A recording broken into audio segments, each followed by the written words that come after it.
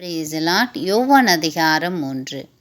யூதருக்குள் அதிகாரியான நிக்கதோமு என்னப்பட்ட பரிசேயர் ஒருவன் இருந்தான்.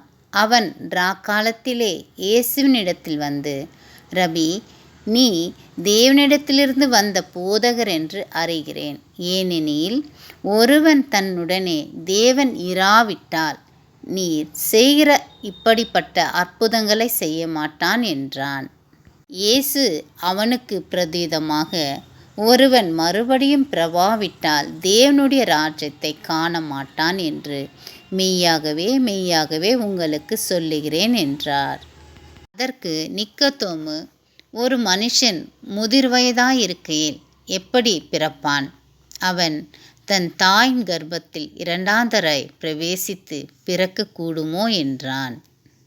இயேசு பிரதியுத்தரமாக, ஒருவன் ஜலத்தினாலும் ஆவினாலும் பிறவாவிட்டால் தேவனுடைய ராஜ்யத்தில் பிரவேசிக்க மாட்டான் என்று மெய்யாகவே மெய்யாகவே உனக்கு சொல்லுகிறேன்.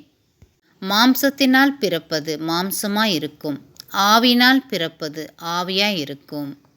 நீங்கள் மறுபடி பிறக்க வேண்டும் என்று நான் உனக்கு சொன்னதையே குறித்து ஆச்சரியப்பட வேண்டாம்.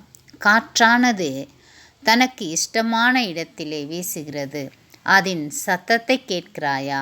ஆகிலும் அது இன்ன இடத்திலிருந்து வருகிறது என்று இன்ன இடத்திற்கு போகிறது என்றும் உனக்கு தெரியாது. ஆவினால் பிறந்தவன் எவனோ அவனும் அப்படியே இருக்கிறான் என்றார். ஆமேன். சிறு பிள்ளைகள் எப்படி தூய்மையான இதயத்திலே தேவனை தேடி ஆராதனை செய்து மகிமைப்படுத்துகிறதோ அப்படி நாமும் மகிமைப்படுத்தி தூய ஆவினால் நிரம்பும் போது நாமும் தேவனுடைய ராஜ்யத்தை காண்போம்.